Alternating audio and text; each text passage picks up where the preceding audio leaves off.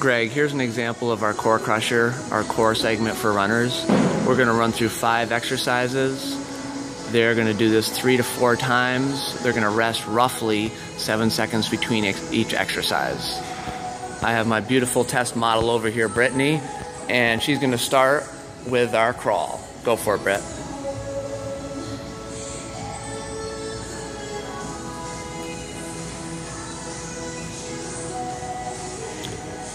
The crawl is great for reactive core stability.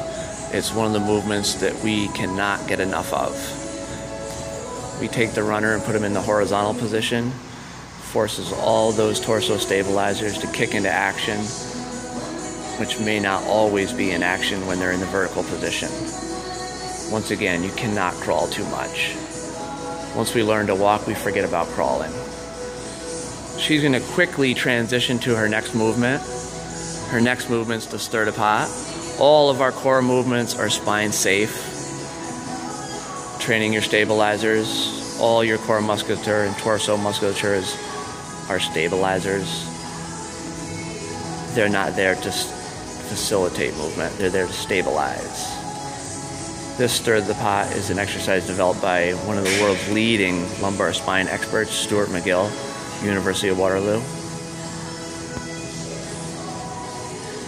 Brittany is executing perfect form on this one.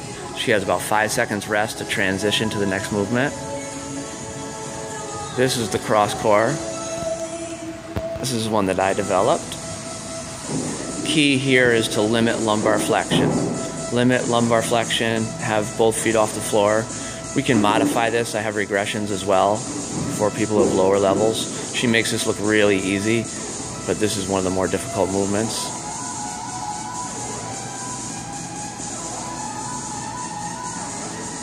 Britt, when you're done with these, we're gonna roll right into your dancing plank, and then we'll do our transfer last.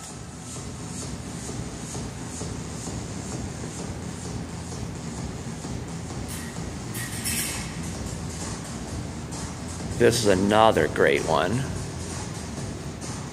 for bilateral core stability. Notice her torso staying stiff and rigid, and her lifting the alternate legs. Kind of takes your normal plank up the next level. Once again, this thing is deceivingly hard. As you can see, this one circuit's going to take you roughly 3 minutes to get through, and you're moving from one exercise to the next in somewhat rapid fashion.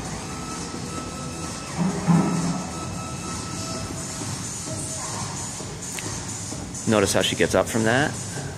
And last but not least, another one that I have also created. This is our kettlebell transfer. She puts the bell underneath her. She's using a 10 kilo, which is about 22 pounds, keeping the torso very rigid and just simply bringing the bell out and then dragging it back to center. She's going to get 12 reps on each side.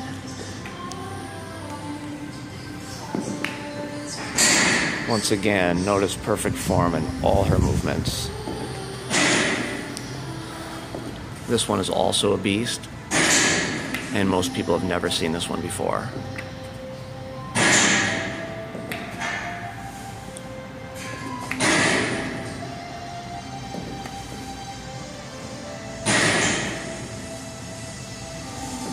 And the circuit of different exercises kind of mimics, you know, the stress that we see in these long distance events. She'll finish momentarily, she'll walk up to her feet, and hopefully not drop the kettlebell.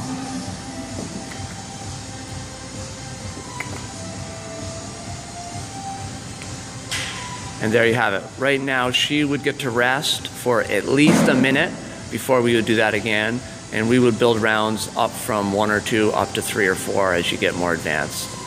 The whole workout itself would take about 20 minutes to get done. Thanks.